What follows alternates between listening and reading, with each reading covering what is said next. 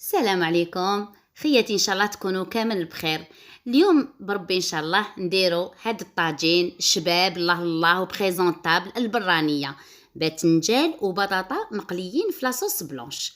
نتكلوا على ربي بسم الله. شويه الزيت، ما نكترش الزيت لانه عندي كلش راهو مقلي. الدجاج واش كتب ربي هكذا درت انا ان كويس، كل واحد يدير واش حب. نزيدو عليه حبه تاع البصل مع سنينات تاع الثوم.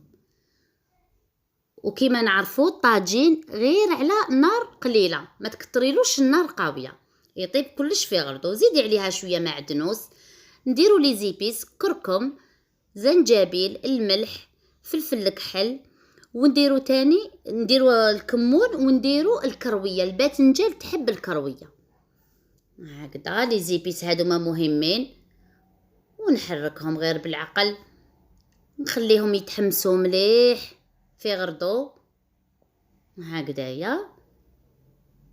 هكذا خياتي كيما راكو تشوفوا. في نفس الوقت عندي بطاطا قطعتها على شكل دوائر وقليتها.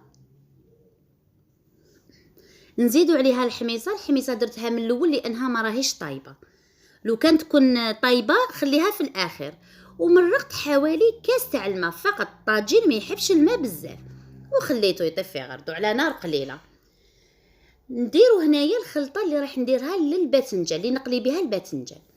عندي 2 حبات تاع البيض، سنينات تاع الثوم، وتاني شويه معدنوس، الملح، التوابل اللي درتهم في طنجره في داخل الطاجين هذاك هما اللي نعاودوهم باش نقليو الباذنجان كيما راكي تشوفي هكذا يا اختي. الكركم كامل لي زيبيس اللي درناهم هكذا نخلطوهم مليح، يتخلطوا كامل كيف بزاف بنينه وما تشربش الزيت، صدقوني ما تشربش كامل الباذنجان الزيت. نزيد عليها حوالي مغرفه تاع فرينه، هذا ما كان.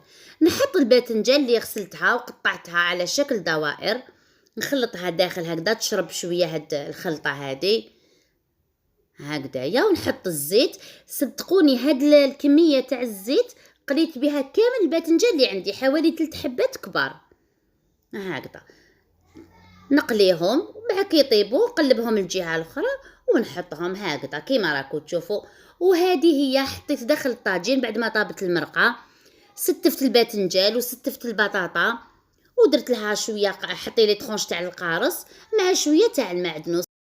هذا الطبق يليق بزاف كوم دوزيام بلا في شهر رمضان مع حريره ولا شوربه، وبزاف خفيف ما شاء الله. تحمري به وتجي قدام ضيافك، شهيه طيبه.